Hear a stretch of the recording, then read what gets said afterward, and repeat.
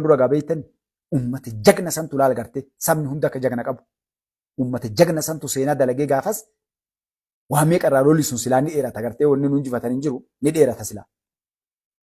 Lola san gartee gabaabsan waa meeqatti godhanii shanee faannoon itti wal dabranii TPLFiif gartee wanni isaaniitti irratti bakka umma sanitti hin tumsin hin jiru. Wareegama meeqa kafalanii ka meeshaa gayaa hin qabne ka tumsan argatiin jijjiirsa. Kanaaf sabni hunduu jagna qaba beekaa qaba. Nu ammoo uummanni Oromoodhaa uummata seenaa dalagee jagnummaanillee qabeenyaanillee gara laafinnaanillee sirna qabummaanillee uummata gaanfa Afrikaa kana keessattuu gartee sadarkaa guddaa qabu jechuudha. Hadda gaddeebitanii Oromoo xiqqeessitanii ijoollee gartee waan haasoftu hin beekne bakka ooltu bultu hin beekne dhiirti teenya kalee bar yoo aartillee jagni kaleessaa sabni keenya bar boohee gattaa bar gaafa gartee diinatti hin galu. Takkaa namoonni jagnoonni bar hedduu kadhatame dhiirti hadda biyyee uffatte tunniin bar waan isin barbaaddan isinii goona koottan waliin dalagaa jedhanii hangoollee isinii kennanii no hin gurgurru saba keenya jedhanii bar hin dhaabbannu diina keenya kaa abbaa obboleessa keenya qali. Adda Jawaar Mahaammad yoo ilma Oromoo dhugaa san ta'e bar warra kalee harka nuuree harma nuuree waan ilmoo namaa irratti hin dalagin nurratti dalagee adda tuffii irraa maqaa namni nurraa jijjiiree bar Oromoo jedhanii waamanii bar. Nama Oromoo jedhee nu waamne magaalaa Finfinnee hadha nu keessa jirru Lidatuu Ayyaaloo hadhanneetti galee san na'aana jedhe bar eessaa fidde Oromoon jedhe bar magaalaa Finfinneedha. Jarruu eessaa dhufte jedhe bar. Nuun qixxeessanii ilma namaa jedhanii dhaabaniitiin inumaa gartee ona goota waa meeqa dubbate namni kun. Lidatuu Ayyaalee qofaan Lidatuu Ayyaaloo bara ka duuba jiru warroota biraati. Ka walii galeen bar Jawaar Lidatuu Ayyaalee qofaan faannoodhaan walii gale faannoo nurra faarsee bar. Ka hadha amantii teenya cabsitu sabaan saba keenya cabsitu. Warra ilmaan Oromoodhaan ambulaansii irraa buusee rashan warra ilmaan Oromoo akka isin gartan sanitti laga buusee jarana makiinaa irraa Ayisuuzii irraa buusee akkasitti ijoollee walloo namni meeqa akkasii rashane eenyu birgeediin miliinik birgeedi jette. Yaa Oromoo tiyya mee ilaala saba kiyya yoo xiqquma waa si dhagahaman mee ilaala waan ijoollee sana irratti dalagan. Haa taatu shanee ijoollee shanee jedhan san ijoollee morma irraa muranii muka fannisanii qaama saalaa irraa muranii nama jira qaama saalaa irraa muranii afaan kaanii harkaa miilaa harka irraa muranii wanni hin dalagamin jira ilmaan Oromoo amma bara waan ammaa sitti maa jira. Amma Tuulamaa fi Wallagga keessa maal dalagamaa jira wallaahi isinii dabarsee ture ji'a caalee na fakkaatti amma. Obboleessi amma na dhaga'uun ni mala nama Wallaggaan nam sadii isaan lama ijoollee Tuulamaati tokko ijoollee nama Tuulamaati nama mootummaa kee jiru lama ijoollee Maccaati barsiisa tokko wallaahi imimmaan qabachuu dadhabe waan namni sun naan jedhe barsiisaa na bira qalanii ijoollee akkatti qala waan dalagan. Shanee teennaa osoo boonnu amma jedhe namni sun wallaahi amma na dhaga'uun ni mala namni sun. Nama keenya jiraa qabanii muka hidhaniiti qaama saalaa jiraa asirraa irraa baasanii qaama saalaa waliin bar jiraa yeroo qaama saalaa irraa muran duutii jirti teenya naan jedhe amma faannoon irratti dalagaa jirtu. Tuulama keessa waan an jedhu kan uummanni Maccaanaa dhagaadhaan kijiba naan Tuulamna dhaga'u jiraadha kijibaa jedhanii Walloo qofa ofirraa dhoorke. Dhaqanii faannoon qabsaa'ota faannoon jagna kaayoo Oromoo tokko faannoo manaa baasee qawwee akka fuutu godhuun hin jedhe Jawaar Mahaammad. Adda jara galee kaayoo jaraa sanii galee barcumaa gubbaa taa'ee kofleen ulaalee numaa agartee xussuu galee keessaa morma gabbaafatee tuffii Oromooti bar. Tuffii Oromooti. Si tuffachuu bar. Wallaahi tu haga Jawaar Oromoo tuffatu. Haga Jawaar Mahaammad nu tuffatu akka waan nu dhiiran ta'ini. Maal nu si anamtichi kun wallaahi. Osoo tolte yeroo garii rabbiin kee nama safinan godhini bar.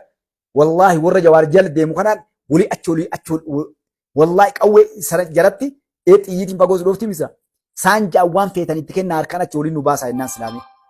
Ebar wallaahi nama safi rabbinan godhini.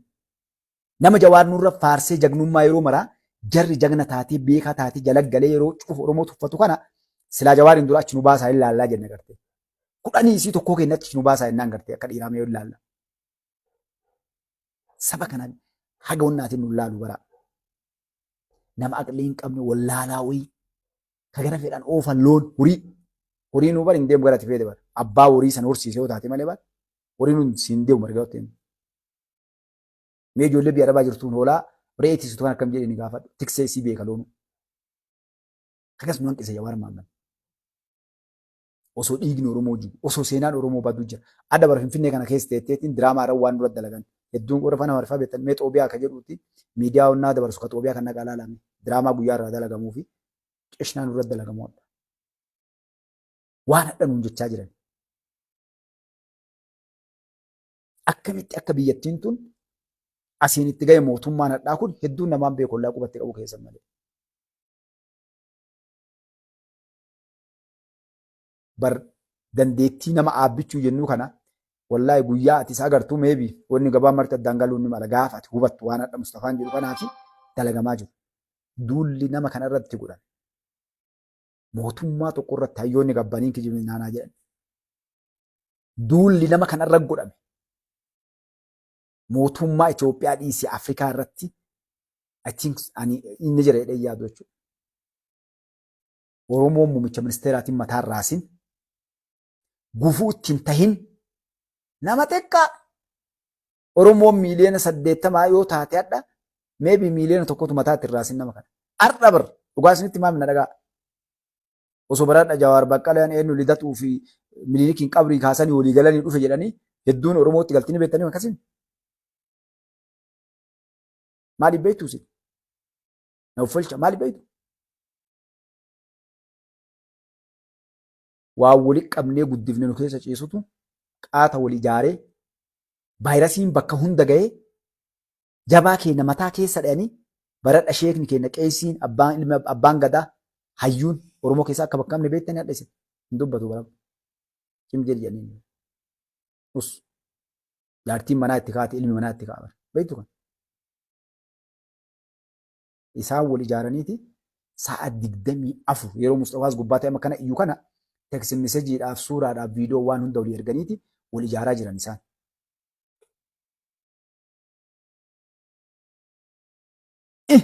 Namni maal amma kun beekta maal jedhe qaraxa sirraa guuranii bar. Warra qaraxa gadi saamu kana bar warra qaraxa gadi saamee amma uummata keenya mulqee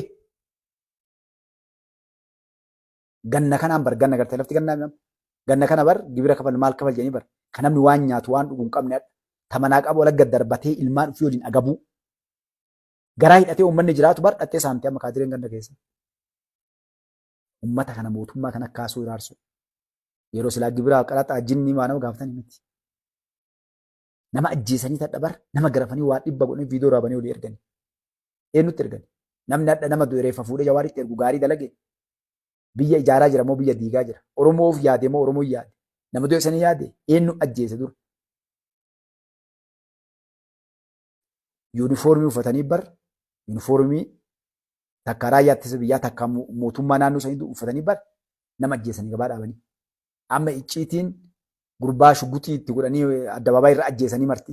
Waan baa jiru bartanii hunda wanni dalagamaa jiru shanee fidanii wal ijaaranii namoota ajjeefame hunda karaa saniin dalagaa turan jechuudha.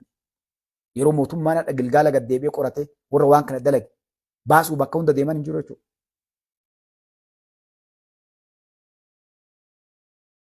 Namoonni yakka dalage mootummaan fuudhee seeraa dhiyeesse hedduun ni beekan dadha warra gartummaa mootummaa keessa. Nama kuma hagamtu seeraa dhiyaate beektuusi. Warroonni yakka hanna maqaa kanaan biyya diiguu saba Oromoo maqaa balleessu akka Oromootitti naannoo Amaaraa guutuun yeroo ati gaddeebistee ilaaltu namni alaa dhufee waa godhe tokko hin jiru jechuudha. Shaneellee warri ijaare warri mootummaan kun amanee hoodhaa biyya bulchaa jedhee jechuudha. Faannoollee ka ijaare warraa jechuudha.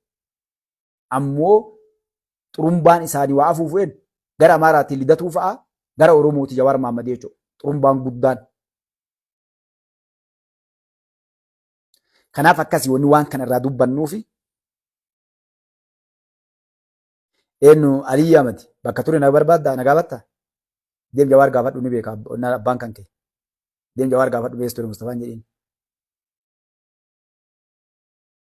Kanaaf ilmaan Oromoodha sabni kuni saba ka kiyya jedhu nyaatamaa bahe waggaa 170 dabre kana kiyya ka jedhu ni bara.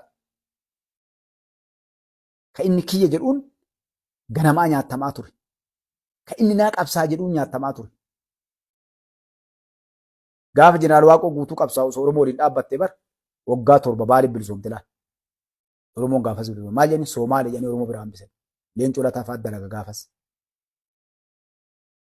Gaafa jaarraa abbaa gadaa gabba'e kunoo itti dhaqaa dubbisaa kitaaba bitoota nama maqaan isii wannaadha beeti.